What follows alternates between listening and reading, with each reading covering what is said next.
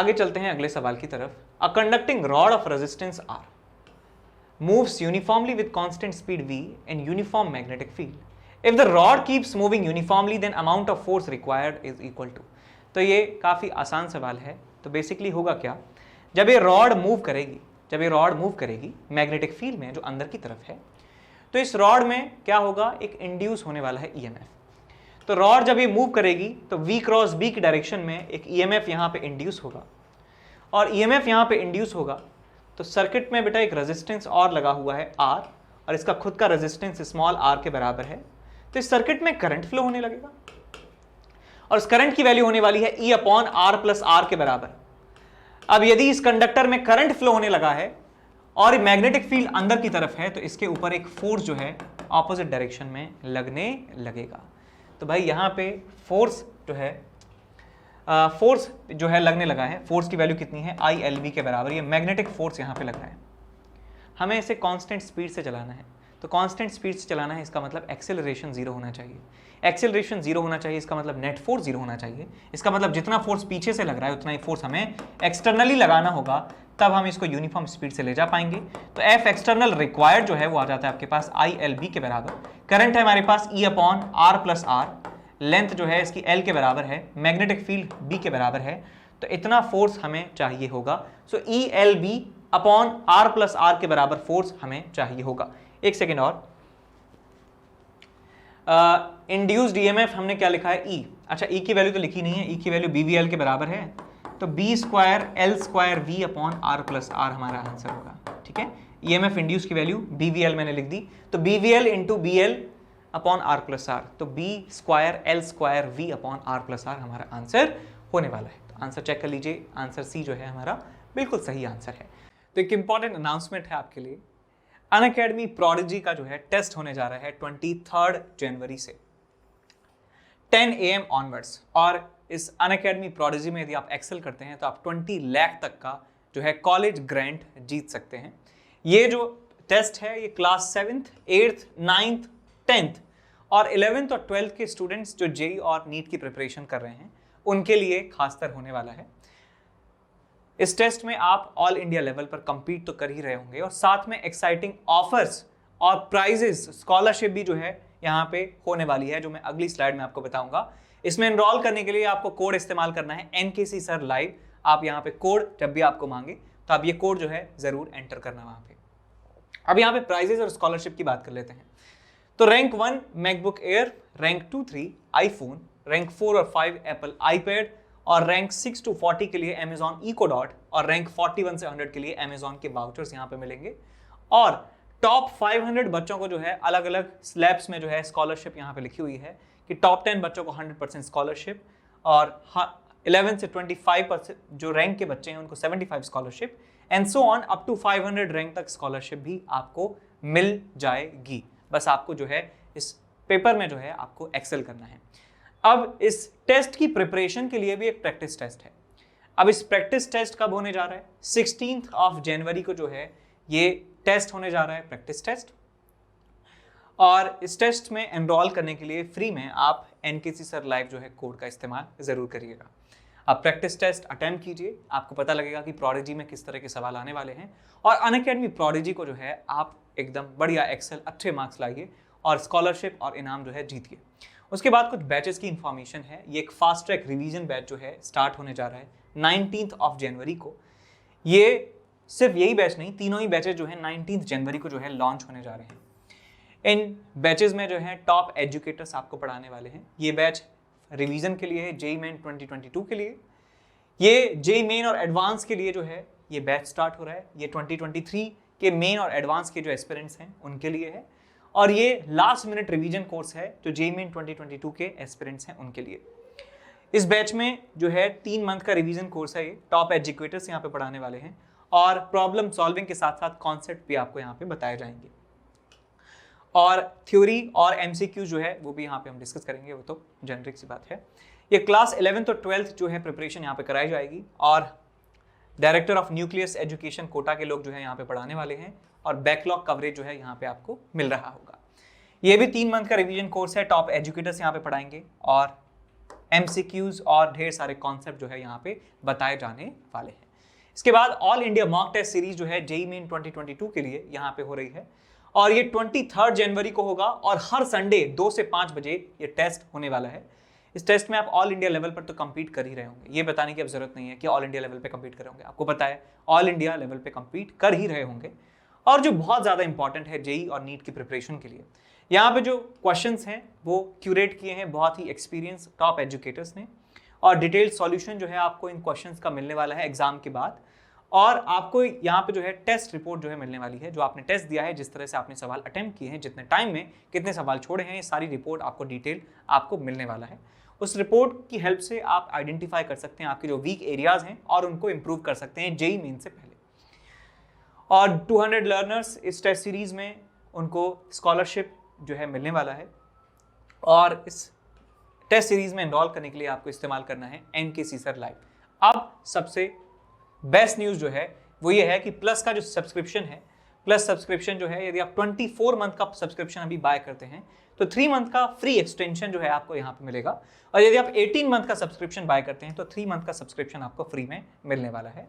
और ये जो ऑफर है ये वैलिड है 17 से 19 जनवरी तक, तो फटाफट से जो है जाइए और इस ऑफर को जो है ग्रैब कर लीजिए यदि आप ये मेंबरशिप जो है खरीदना चाहते हैं। तो आगे बढ़ते हैं अगले सवाल की तरफ। How many metres of thin wire is required to design a solenoid of length 1 metre and inductance 1 milli henry assuming that cross sectional diameter is very very small. Cross sectional diameter काफी small है, हमें एक L length की 1 metre length की एक solenoid बनानी है। तो इस सोलेनॉइड का लेंथ बेटा है कितना, 1 मीटर के बराबर है और इसका सेल्फ इंडक्टेंस दिया हुआ है 10⁻³ हेनरी के बराबर। L is to 10⁻³ henry. अब कितने मीटर वायर की जरूरत होगी? देखिए वायर यहां पे हमें लपेटना है, वायर हमें यहां पर लपेटना है, तो वायर कितना चाहिए होगा? तो मैं मान लेता हूं कि L के बराबर जो है वायर हमें चाहिए होगा और वो कैसे इस्तेमाल होने वाला है कि 2πr एक लूप में वायर खर्च होता है। तो ऐसे टोटल कैपिटल N के बराबर मैं लूप्स मान लेता हूं, तो भैया इतने लूप्स हैं और एक लूप में इतना वायर चाहिए, तो total length of wire required is equal to 2πr × n के बराबर हमें मिल जाता है। बात आई समझ में? सेल्फ इंडक्टेंस ऑफ सोलेनॉइड की यदि बात करें तो फॉर्मूला हम जानते हैं μ0 n² A/L के बराबर होता है। L मतलब लेंथ ऑफ सोलेनॉइड। तो यहां भैया वैल्यूज पुट करते हैं, यहां वैल्यूज हम पुट कर देते हैं। देखिए यहां पे L जो हमें 10⁻³ दिया है, क्या आ जाता है आपके पास 4π × 10⁻⁻7 इंटू नंबर ऑफ टर्न्स का स्क्वायर। नंबर ऑफ टर्न्स का स्क्वायर ये कितना आ जाएगा आपके पास 2πr × n is equal to L दिया है, तो L हमारे पास लेंथ ऑफ वायर रिक्वायर्ड है अपॉन 2πr इस सब का स्क्वायर, तो L² अपॉन 4π² r², ये आ गया आपके पास n² की वैल्यू इनटू एरिया। एरिया कितना है आपके पास एक लूप का πr² के बराबर और नीचे आपके पास क्या है स्मॉल l यानी लेंथ ऑफ सोलेनॉइड यानी कि 1 मीटर के बराबर है। किसके बराबर है? 1 मीटर के बराबर है। ठीक है, अब यहां देखिए क्या क्या चीजें सॉल्व की जा सकती हैं। एक पाई से एक पाई कैंसिल आउट हो गया, एक और पाई से एक और पाई कैंसिल आउट हो गया, r² से r² कैंसिल आउट हो गया और 4 से 4 कैंसिल आउट हो गया। यहां पे बचा है L², यहां पे बचा है 10⁻⁻7, यहां बचा है 10⁻⁻3। इसको इधर ले जाएंगे तो 10⁻⁴ आपको मिलने वाला है। This is equal to L², तो L की वैल्यू मिल जाती है 100 मीटर के बराबर। Answer would be 100 metre. 100 metre of wire चाहिए 1 मीटर सोलेनॉइड बनाने के लिए, इसलिए सोलेनॉइड महंगा होता है। डी ऑप्शन सही है। आगे बढ़ते हैं। A square loop of side A is rotating about its diagonal with angular velocity omega in a perpendicular magnetic field B vector as shown in the figure. It has 10 number of turns. The EMF induced in the loop is equal to, तो इस loop में जो induced EMF की value है वो आपको calculate करनी है। अब induced EMF कैलकुलेट कब करना है ये क्लैरिटी यहाँ पे सवाल में नहीं दी है, लेकिन ऑप्शंस को आप देखेंगे तो ऑप्शन से साफ पता चल रहा है कि टाइम की फॉर्म में जो है आपको इंड्यूस्ड EMF कैलकुलेट करना है। तो पहले मैग्नेटिक फील्ड और आपका इंड्यूस्ड ईएमएफ निकालना है ना, तो हमें यहाँ पे लिखना होगा D phi by D T, D phi by D T, magnitude की बात कर रहा हूँ मैं, magnitude is equal to D phi by D T. तो हमें पहले फ्लक्स देखना होगा कि फ्लक्स कितना है इस अभी इंस्टेंट पे। तो मैग्नेटिक फील्ड है अंदर और एरिया वेक्टर भी मान लेता हूं अंदर की तरफ है, तो मैग्नेटिक फील्ड, मैग्नेटिक फ्लक्स की यदि बात करें, इनिशियली मैग्नेटिक फ्लक्स जो है किसके बराबर है, B इंटू ए के बराबर है। अब किसी टाइम इंस्टेंट टी पर यदि बात करूं, किसी टाइम इंस्टेंट टी की बात करूं, तो फ्लक्स किसी भी एक इंस्टेंट पर कितना हो जाएगा आपके पास, B A cos of omega T, B A cos omega T. ये एक इंड्यूस्ड ये जो है फ्लक्स हमें मिलने वाला है, बिकॉज टी टाइम के बाद ये जो आपके पास है ये लूप थीटा एंगल से रोटेट हो जाएगा, थीटा एंगल से रोटेट हो जाएगा, और उसका प्रोजेक्शन कितना आने वाला है, ए कॉस ओमेगा टी के बराबर आने वाला है। तो किसी भी इंस्टेंट टी पर मैं लिख सकता हूं B A cos omega T flux की वैल्यू होने वाली है। इसको डिफरेंशिएट करेंगे तो आपको मिलेगा D phi by D T, कितना आ जाएगा आपके पास, ये B A omega sine omega T, तो यहाँ पर जाएगा आपके पास माइनस, तो D phi by D T हमारे पास मिल चुका है, और यही इंड्यूस्ड ईएमएफ की वैल्यू है। यहाँ पे हमें n से मल्टीप्लाई और करना होगा, बिकॉज हमने एक वन लूप के लिए फ्लक्स निकाला है, तो 10 से मल्टीप्लाई कर दीजिए तो आपको आंसर मिल जाएगा 10 B A omega sine of omega T. This is the magnitude of induced EMF. तो चेक कर लीजिए कौन सा ऑप्शन सही है, 10 B A omega, 10 B A omega और साइन ओमेगा टी। ठीक है, यहाँ पे एरिया है बेटा, एरिया स्क्वायर का कितना हो जाएगा, ए स्क्वायर, तो इसलिए यहाँ पे ए स्क्वायर भी आ गया है, तो आंसर हमारा आ जाएगा डी ऑप्शन। आगे बढ़ते हैं अगले सवाल की तरफ।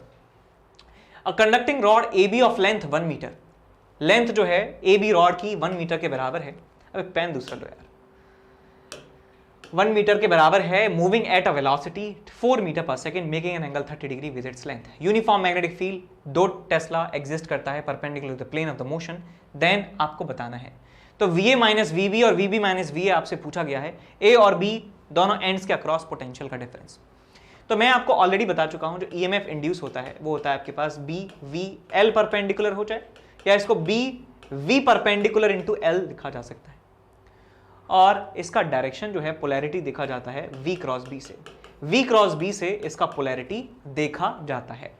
तो भाई यहां देखिए हमारे पास ये है AB, इसका लेंथ है इस डायरेक्शन में, और इस लेंथ के परपेंडिकुलर वेलोसिटी का कंपोनेंट देखिए, इस वेलोसिटी के 2 कंपोनेंट करेंगे तो v cos 30 आएगा इस तरफ, v sin 30 आएगा इस तरफ, तो v sin 30 कंपोनेंट जो है हमें इस्तेमाल करना है। तो इस तरफ ये v sin थीटा से जा रहा है, मैग्नेटिक फील्ड अंदर की तरफ यहाँ पे प्रेजेंट है, लेंथ इसका कितना है बेटा, लेंथ इसका है 1 मीटर के बराबर। तो यहाँ से इंड्यूस्ड ईएमएफ का मैग्नीट्यूड आपको मिल जाता है BVL, B है 2 टेस्ला, वेलोसिटी 4, L लेंथ है 1, अच्छा वेलोसिटी 4 है ना, तो 4 sin 30 आएगा, तो यहाँ पे 1/2 इंटू 1, सो 2 से 2 चला गया, आपको मिल जाता है 4 वोल्ट के बराबर EMF मिल जाता है 4 वोल्ट के बराबर, और उसका पोलैरिटी V क्रॉस B की तरह आना चाहिए। वेलोसिटी ऐसे है, मैग्नेटिक फील्ड अंदर है, तो V क्रॉस B इस तरफ आएगा, यानी कि इस तरह से यहाँ पे EMF डेवलप होने वाला है। ये वाला पॉइंट ज़्यादा पोटेंशियल पर होगा, ये वाला पॉइंट कम पोटेंशियल पर होगा, तो VA माइनस VB 4 वोल्ट के बराबर आपको आंसर मिल जाता है। VA minus VB is equal to 4 volt, 4 volt हमारा आंसर मिल जाता है। आंसर चेक कीजिए, VA minus VB is equal to 4 volt. अब आगे बढ़ते हैं अगले सवाल की तरफ। In a series LC circuit the applied voltage is V0 sin omega t where omega is very very low. देखिए जब ओमेगा जो है वेरी वेरी लो है, तो XL की यदि बात करूं, XL होता है ओमेगा L, यानी कि ओमेगा बहुत ज़्यादा छोटा है, तो ये बहुत ज़्यादा छोटा है, यानी कि ऑलमोस्ट 0 के बराबर है। XC की यदि बात करूं तो XC होता है 1/ओमेगा C, ओमेगा बहुत ज़्यादा छोटा है, इसका मतलब XC बहुत ज़्यादा हाई है, यानी कि ये इनफाइनाइट की तरफ टेंड कर रहा है। तो बताना है कि voltage drop across the inductor and capacitor कितना कितना होगा। तो यहां पे यदि बात करें तो IRMS की बात कर लेते हैं। IRMS कितना रहेगा आपके पास, VRMS V0/√2 divided by Z, Z कितना रहेगा आपके पास, ओमेगा L का स्क्वायर प्लस 1/ओमेगा L का होल स्क्वायर, ये आ जाएगा आपके पास का अंडर रूट। तो भाई ओमेगा L तो है बहुत ज़्यादा छोटा, तो ओमेगा L का होल स्क्वायर तो और भी ज़्यादा छोटा होने वाला है। तो ये वाली क्वांटिटी बहुत ज़्यादा छोटी होगी इसके कंपैरिजन में, तो मैं इसको नेग्लेक्ट कर देता हूँ, तो आपको यहाँ से मिल जाएगा V0 by root two into omega L. तो ये हमें आरएमएस वैल्यू ऑफ करंट मिलने वाली है। तो आरएमएस वैल्यू ऑफ करंट मिल जाता है तो यहाँ पे इंडक्टर के अक्रॉस पोटेंशियल डिफरेंस की बात करूँ, V across L is equal to I R M S which is V not omega L by root two omega C, sorry यहाँ पे ओमेगा सी आना चाहिए, this is C, omega C, ये आ गया आपके पास करंट इनटू एक्स एल कितना होता है बेटा, ओमेगा एल के बराबर। तो भाई यहाँ पे V not omega square L C divided by root two आपको मिलता है वोल्टेज अक्रॉस इंडक्टर, और कैपेसिटर के अक्रॉस यदि बात करूं पोटेंशियल डिफरेंस की, so I R M S into X C आपको यहाँ पे लिखना है, यानी कि V not by root two into omega C into X C which is 1 upon omega C. तो ओमेगा सी से ओमेगा सी कैंसिल आउट हो जाता है, आपको मिलता है V not by root two. तो यहाँ पे आर एम एस वोल्टेज मैं बता रहा हूँ, R M S voltage drop इतना और इतना आना चाहिए। ये वाली जो वैल्यू है यहाँ पे ओमेगा स्क्वायर आ रहा है तो ये बहुत ज़्यादा छोटी होनी चाहिए। तो ओमेगा स्क्वायर की जो वैल्यू है बिकॉज बहुत ज़्यादा छोटी है तो ये पूरा एक्सप्रेशन जो है बहुत ज़्यादा छोटा आना चाहिए, ऑलमोस्ट जीरो के बराबर। तो ऑप्शन चेक कर लेते हैं, V L is equal to zero and V C is equal to V not. वैसे V not by root two आना चाहिए बिकॉज जनरली जब दिया नहीं होता तो हम आर एम एस वोल्टेज ही निकालते हैं, आर एम एस वोल्टेज ही निकालते हैं। इन्होंने पता नहीं क्यों मैक्सिमम वोल्टेज, पीक वोल्टेज बताया है। तो सबसे जो करेक्ट आंसर दिख रहा है मुझे यहाँ पर वो यही दिख रहा है बिकॉज इंडक्टर के अक्रॉस जो वोल्टेज है बहुत ज़्यादा छोटा होना चाहिए। यहाँ पे बहुत बड़ा है, यहाँ पे बहुत बड़ा है, यहाँ पर बहुत बड़ा है, तो सबसे जो बेस्ट ऑप्शन है वो बी ऑप्शन है। और यहाँ पर V not by root two आ जाना चाहिए, यहाँ पे V not by root two आ जाना चाहिए। ठीक है जी, आगे चलते हैं अगले सवाल की तरफ। In the given circuit A and B, दो सर्किट हैं ए और B, switches S1 and S2 are closed at t is equals to 0 and kept closed for a long time। यानी कि t बराबर 0 पर इस स्विच को भी क्लोज किया है, इस स्विच को भी क्लोज किया है। ये RC सर्किट है, ये LR सर्किट है। The variation of current in the two circuit are shown in the options। तो हमें बेसिकली किसी भी इंस्टेंट t पर करंट की वैल्यू किस तरीके से वेरी होगी वो हमें समझाना है। तो भाई यहाँ आरसी सर्किट है, आरसी सर्किट का पूरा सीरीज हमने कर रखा है, ज़रूर चेकआउट कीजिए, चैनल पे पड़ा है। आरसी सर्किट आप सर्च करेंगे चैनल की वीडियोस में आपको मिल जाएगा। तो जो करंट है पहले वाले सर्किट में आई ए, वो हम लिख सकते हैं कितना आ जाएगा आपके पास, maximum current E by R E raise to the power minus of T by R C, E raise to the power minus T by R C. और ये एक्सपोनेंशियली डिक्रीज करता है, करंट एक्सपोनेंशियली डिक्रीज करता है। तो ये ए वाला जो ग्राफ है इस तरीके से हमें मिलता है। यदि बी वाले ग्राफ की बात करूं तो एल आर सर्किट है, यहाँ पर जो करंट आता है किसी भी एक इंस्टेंट पर वो करंट इंक्रीज होता रहता है। तो हमें रिलेशन मिलता है E upon R, 1 minus E raise to the power minus R T by L. तो एक एक्सपोनेंशियली इंक्रीजिंग ग्राफ आपको मिलता है करंट और टाइम के बीच में। ये ग्राफ जो है करंट और टाइम के बीच में बनाए जा रहे हैं, करंट और टाइम के बीच में। तो ये ग्राफ जो है कुछ इस तरीके से हमें मिल जाता है। एक ग्राफ ये, दूसरा ग्राफ ये, ए का ग्राफ ये, बी का ग्राफ ये। आप चेक करते हैं, कर सकते हैं कौन सा ऑप्शन जो है यहाँ पर सही होने वाला है। ठीक है, आगे चलते हैं। सवाल है कुछ ऐसा, an AC ammeter is used to measure current in a circuit. AC ammeter जो होते हैं, जो एसी इंस्ट्रूमेंट होते हैं, एसी मेजरिंग इंस्ट्रूमेंट, वो हीट वाले प्रिंसिपल पर वर्क करते हैं। हीट जो है वो मेजर करते हैं, पावर कितना डिसिपेट हुआ है वो वहाँ पर मेजर की जाती है। Used to measure current in a circuit, when direct current passes through the circuit, AC ammeter reads 3 ampere. यदि मान लीजिए आपके पास कुछ ऐसा सर्किट है और जो सर्किट है बेटा उसमें ये जो हमारा अमीटर है AC वाला, ये 3 एम्पियर के बराबर करंट, 3 एम्पियर DC करंट जब फ्लो करवाते हैं तो जब DC करंट फ्लो करवाते हैं तो ये 3 एम्पियर रीड करता है। ये रीड करता है 3 एम्पियर के बराबर करंट जब डीसी करंट फ्लो करवाया जाता है, डीसी करंट फ्लो करवाया जाता है।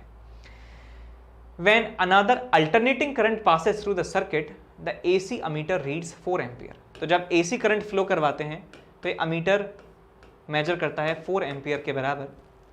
तो कह रहे हैं कि यदि दोनों current, if the AC ammeter reads 4 ampere, the reading of the ammeter if DC and AC flows through the circuit simultaneously will be equal to। जब AC DC दोनों एक साथ फ्लो करवा दिए तो कितना करंट ये मेजर करने वाला है ये हमें कैलकुलेट करना है।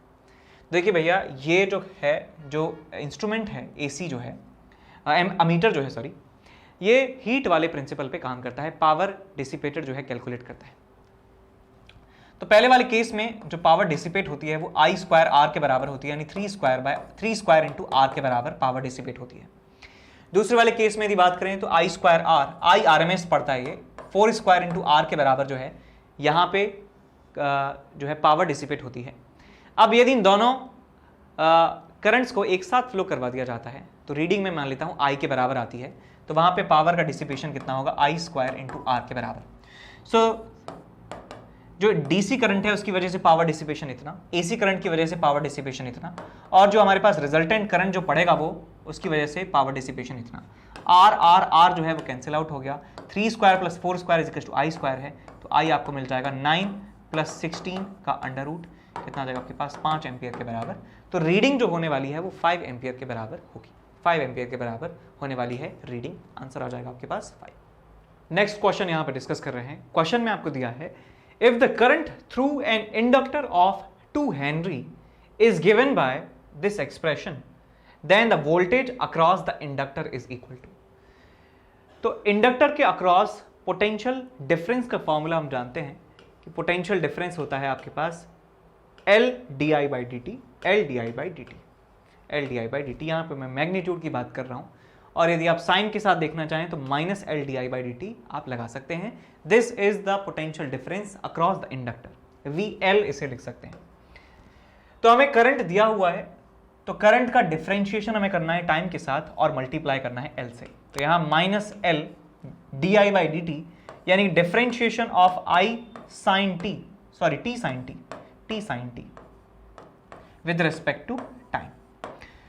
तो ये भी एक टाइम का एक्सप्रेशन है, ये भी एक टाइम का एक्सप्रेशन है, यानी टाइम का फंक्शन है। तो यहाँ पे प्रोडक्ट रूल का इस्तेमाल करना होगा। तो पहले फर्स्ट फंक्शन का differentiation 1 into second function as it is plus first function as it is second function का डिफरेंशिएशन कॉस टी, और यहाँ पे आएगा आपके पास माइनस में एल, माइनस में एल। एल की वैल्यू जो है 2 हेनरी के बराबर आपको दी हुई है, तो आप यहाँ पे लिख सकते हैं 2 साइन टी माइनस में प्लस में 2t cos t, 2t cos t, ये आपसे पूछ रहा है। तो वोल्टेज अक्रॉस द इंडक्टर आपसे पूछा गया है, यानी कि आपको यहाँ पे साइन की जरूरत नहीं है, आप मैग्नीट्यूड बता सकते हैं। तो यहाँ पे यदि मैग्नीट्यूड की यदि बात करें तो मैग्नीट्यूड आपको मिल जाएगा 2 sin t plus 2t cos t, 2 sin t plus 2t cos t। Option number B हमारा सही हो जाता है। आगे बढ़ते हैं अगले सवाल की तरफ। सवाल में दिया है the north pole of a magnet is falling on a metallic ring as shown in the figure, the direction of induced current if looked from upside in the ring is equal to. तो ये जो ring है इसमें ऊपर से हम झांकने वाले हैं और देखने वाले हैं कि करंट किस डायरेक्शन में इंड्यूस होगा। तो एक सबसे आसान तरीका इसका ये है कि नॉर्थ पोल इसका नीचे की तरफ आ रहा है, तो ये जो लूप है ये कुछ ऐसा पोलैरिटी डेवलप करने वाली है जिससे इसके नीचे आने का अपोज किया जा सके। तो ये भी एक नॉर्थ पोल की तरह बिहेव करेगी, ये भी एक नॉर्थ पोल की तरह बिहेव करेगी। और हम नॉर्थ पोल में जानते हैं नॉर्थ पोल यदि है, नॉर्थ पोल यदि लूप को बनाना है तो इस तरीके से एंटी क्लॉकवाइज सेंस में जो है करंट फ्लो करवाना होगा। तो यहाँ पे आप देख सकते हैं बेटा, यहाँ पे आप देख सकते हैं कि ये जो लूप है ये नॉर्थ पोल बनना चाहेगा जिससे इस आती हुई मैग्नेट को रिपेल कर सके। तो इसमें एंटी क्लॉकवाइज डायरेक्शन में ऊपर से देखने पर करंट फ्लो हो रहा होगा। यदि नीचे से देखेंगे तो क्लॉकवाइज आंसर होगा, ऊपर से देखेंगे तो एंटी क्लॉकवाइज आंसर होगा, जिससे नॉर्थ पोल बन जाए। ठीक है, नॉर्थ पोल बन जाए। So answer would be anticlockwise, option number A. आगे बढ़ते हैं। At time t is equal to 0 second, t is equal to 0 second पर voltage of an AC generator starts from 0 volt. तो AC generator से current आएगा AC type का, और उसकी इनिशियल वैल्यू 0 के बराबर है, यानी कि साइन का फंक्शन लिया जा सकता है बड़े आराम से। तो t इज इक्वल टू 0 पे स्टार्ट होता है and becomes 2 volt at time t is equal to 1/100 pi seconds. The voltage keeps on increasing up to 100 volt after which it starts to decrease. Find the frequency of the generator. तो यहाँ पे आप ध्यान से देखिए बेटा कि पहले जो वोल्टेज था t इज इक्वल टू 0 पर वोल्टेज कितना है आपके पास 0 के बराबर। t इज इक्वल टू यदि बात करें कुछ समय के 1/100 पाइप सेकंड पर जो वोल्टेज हो जाता है वो 2 वोल्ट के बराबर हो जाता है। और किसी भी instant t is equal to t0 पर जो वोल्टेज है वो मैक्सिमम हो जाता है 100 वोल्ट के बराबर, यानी कि ये मैक्सिमम वोल्टेज है, मैक्सिमम वोल्टेज है। तो आपको बताना है कि फ्रीक्वेंसी जो है वो कितनी होने वाली है, फ्रीक्वेंसी जो है कितनी होने वाली है, आपको फ्रीक्वेंसी बताना है, फ्रीक्वेंसी एफ हमें फाइंड करना है। तो भाई मैं यहाँ पे मान सकता हूँ कि वोल्टेज जो है, वोल्टेज कितना हो जाएगा, V naught sine of omega t, sine of omega T. तो किसी भी इंस्टेंट पर वोल्टेज, मैक्सिमम वोल्टेज कितना है, 100 volt, sine of omega t के बराबर होने वाला है। तो ये वाली जो वैल्यू है मैं इसमें सेटिस्फाई करवा सकता हूँ। तो वोल्टेज हो जाता है 2 वोल्ट के बराबर is equal to 100 sine of omega into t, time कितना है 1/100 पाई, 1/100 पाई। तो यहां से आपको मिल जाता है, 100 को नीचे ले जाइए तो आपको मिल जाएगा ये 1/50। अब 1/50 जो है एक बहुत ही छोटा नंबर है, बहुत ही छोटा नंबर है, बहुत ही छोटा नंबर है। तो इसका मतलब है ये वाला एंगल भी जो है बहुत ज्यादा छोटा होने वाला है। हम ये जानते हैं कि यदि थीटा जो है काफी ज्यादा स्मॉल है, थीटा इज स्मॉल, तो साइन थीटा को लिखा जा सकता है अप्रोक्सीमेटली थीटा, यानी कि जब थीटा स्मॉल होगा, साइन थीटा स्मॉल होगा या थीटा स्मॉल होगा, तो साइन थीटा को थीटा के बराबर लिखा जा सकता है। इसका मतलब यहां पे जो थीटा है बेटा उसको साइन थीटा के बराबर लिखा जा सकता है। So omega upon 100 pi can be approximately written as 1/50। तो भाई 50 से चला गया 2 बार, तो ओमेगा की वैल्यू जो है वो क्लोज टू आ जाती है 2 पाई के बराबर। तो ओमेगा की वैल्यू क्लोज टू 2 पाई आ गई, तो आप यहाँ से फ्रीक्वेंसी निकाल सकते हैं। फ्रीक्वेंसी आ जाएगा आपके पास ओमेगा अपॉन 2 पाई, तो आ जाएगा प्लस 1 हर्ट्ज के बराबर। सो 1 हर्ट्ज जो है फ्रीक्वेंसी हमें मिल जाती है। ऑप्शन नंबर बी बिल्कुल करेक्ट आंसर है। तो यहाँ पे क्वेश्चन डिस्कस करने जा रहे हैं। सवाल में दिया है a coil of wire of radius R has 600 turns and self inductance of 108 milli henry. The self inductance of a coil with the same radius but 500 turns is equal to, आपसे पूछा गया है। तो देखिए कॉइल है, wire से बना हुआ, और कॉइल का रेडियस आर के बराबर है, नंबर ऑफ टर्न्स हैं इतने, और सेल्फ इंडक्टेंस है इतना। तो एक लूप की यदि बात करें, यदि आपके पास एक लूप है और इस लूप का सेल्फ इंडक्टेंस आपको निकालना है, तो फॉर्मूला याद होना चाहिए, नहीं याद है तो आप डिराइव कर सकते हैं कि इस लूप की वजह से, लूप में यदि टर्न्स n के बराबर हैं, तो इसकी वजह से मैग्नेटिक फील्ड अंदर कितना होने वाला है, मैग्नेटिक फील्ड होगा आपके पास mu not N I divided by 2r। Number of turns n है और एक टर्न का जो एरिया है वो पाई आर स्क्वायर के बराबर है। तो यहां से फ्लक्स की वैल्यू को लिखा जा सकता है mu not N I by 2r into N pi R square. यह आ गया आपके पास फ्लक्स, और फ्लक्स को बराबर हम रख सकते हैं एल आई के बराबर। तो यहाँ आई से आई कैंसिल आउट हो जाता है और एल की वैल्यू आपको मिल जाती है म्यू नॉट, एक आर से एक आर चला गया, N square pi R divided by 2। ये सेल्फ इंडक्टेंस की वैल्यू आपको मिल जाती है। ये एक छोटे लूप के लिए फॉर्मूला वैलिड है, बिकॉज छोटे लूप के लिए कह सकते हैं कि जो सेंटर पर मैग्नेटिक फील्ड है वही ऑलमोस्ट सारी जगह पर है। तो ये छोटे से लूप के लिए हम फॉर्मूला लगा सकते हैं। यहाँ पे आप क्लियरली देख सकते हैं कि जो L है बेटा सेल्फ इंडक्टेंस, वो नंबर ऑफ टर्न्स के स्क्वायर के प्रोपोर्शनल आ रहा है, नंबर ऑफ टर्न्स के स्क्वायर के प्रोपोर्शनल आ रहा है। तो यहाँ पे मैं लिख सकता हूँ कि L1 by L2 is equals to N1 square by N2 square लिखा जा सकता है, बिकॉज दोनों लूप्स में अंतर सिर्फ नंबर ऑफ टर्न्स का है, बिकॉज रेडियस तो बराबर दी हुई है। तो दोनों ही लूप की यदि बात करें, दोनों ही लूप में क्या क्या बराबर हैं, यहाँ पे मीडियम बराबर है, म्यू नॉट है सब दोनों के लिए, नंबर ऑफ टर्न्स अलग अलग हैं, पाई आर बाई 2 दोनों के लिए बराबर है। तो number of turns is the differentiating factor. तो यहाँ पे नंबर ऑफ टर्न्स को जो है इंपॉर्टेंस दी गई है, L1 by L2 N1 square by N2 square लिख देंगे। L1 का वैल्यू है 108 मिली हेनरी, L2 का वैल्यू नहीं पता मिली हेनरी में, इज इक्वल टू N1 का स्क्वायर यानी कि 600 का स्क्वायर डिवाइडेड बाय 500 का स्क्वायर। तो यहाँ पे 0000 कैंसिल आउट हो गए हैं, यहाँ पे बचता है आपको 36, यहाँ पे आता है 25, और यहाँ से L2 की वैल्यू आपको मिल जाती है 25 इंटू 108 डिवाइडेड बाय 36। तो 36 72 तीन बार ये आ गया आंसर आपको 75 के बराबर। तो 75 मिली हेनरी हमारा आंसर हमें मिल जाता है, 75 milli henry, option number B. इसके बाद अगला सवाल है find the time required for a 50 hertz alternating current to change its value from 0 to RMS value. तो इसकी वैल्यू 0 से RMS तक होने में कितना समय लगता है, ये हमें कैलकुलेट करना है। तो भाई इसका फ्रीक्वेंसी हमें दिया हुआ है 50 हर्ट्ज के बराबर, तो इसका ओमेगा कितना आ जाएगा आपके पास 2 पाई एफ के बराबर, यानी कि 100 पाई रेडियन पर सेकेंड के बराबर इसका ओमेगा आ जाता है आपके पास।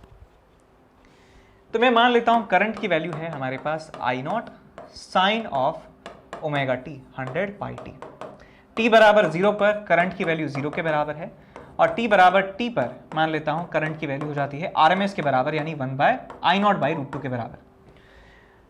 तो ये वाली वैल्यू तो सेटिस्फाई इसको कर ही रही है, इसको भी सेटिस्फाई करा दीजिए। सेटिस्फाई इसको कराएंगे तो आपको मिलेगा I not by root 2 is equal to I not sine of 100 pi T. तो आई नॉट से आई नॉट चला गया, sine of something is equal to 1 by root 2, यानी कि 100 पाई टी किसके बराबर आ जाता है, पाई बाई 4 के बराबर आपको मिल जाएगा। तो यहाँ से पाई से पाई चला गया, टी की वैल्यू मिल जाती है 1/400 सेकेंड्स के बराबर।